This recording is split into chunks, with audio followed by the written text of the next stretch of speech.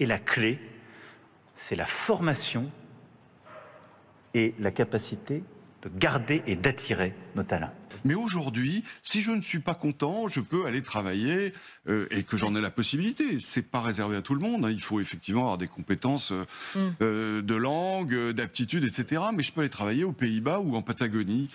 C'est ou la aux réalité. États-Unis et traverser l'Atlantique. Alors on est dans Maîtresse plusieurs Clavel. choses. Village gaulois. Et nous devons trouver les moyens de faire revenir nos jeunes Français qui sont partis étudier à l'étranger.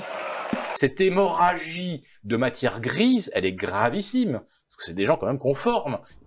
En termes de population, la France dispose en 2024 de sa plus forte présence à l'étranger de toute son histoire.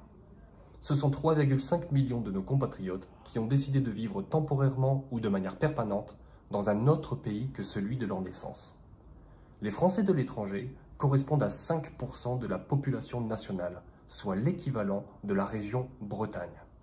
Le monde est ainsi devenu la 17e région de France. Bien qu'important, ce chiffre ne semble pas interpeller beaucoup de monde. Il existe bien des rapports et des commentaires réguliers sur l'évolution croissante de la population française à l'étranger, mais ceux-ci oublient ou bien n'envisagent pas, ou trop peu, nos pairs d'outre-Atlantique, d'outre-Manche et d'outre-Rhin sous un axe stratégique.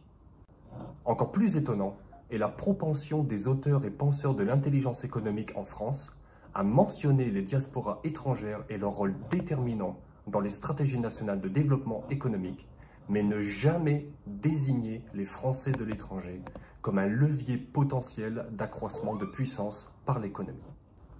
En d'autres termes, les Français de l'étranger sont invisibles en termes stratégiques et constituent une population qu'on ne connaît pas, à qui on ne parle pas et surtout qu'on ne sollicite pas. À l'heure où le besoin d'une stratégie nationale d'intelligence économique se fait le plus ressentir, je vous propose de porter ensemble un regard d'intelligence économique sur nos expatriés, d'analyser les opportunités, mais également les menaces, que représente cette présence française à l'étranger et de vous faire percevoir son rôle si évident dans le triptyque renseignement, sécurité et influence.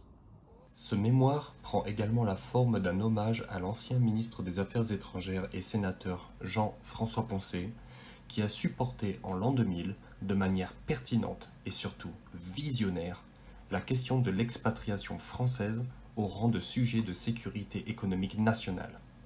Un quart de siècle plus tard, son rapport d'information sénatorial n'a pas pris une ride et reste toujours d'actualité.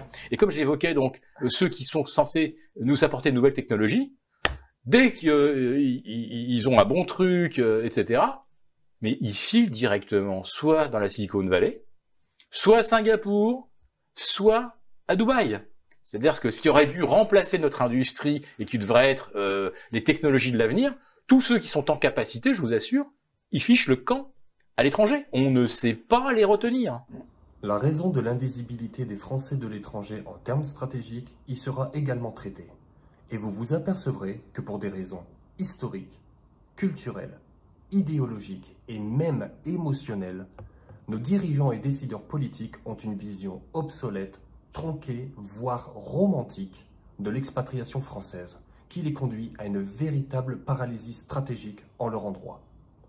Ce manque de vision stratégique est particulièrement criant dans un exemple on ne peut plus actuel concernant les entrepreneurs français à l'étranger que je vous propose de découvrir.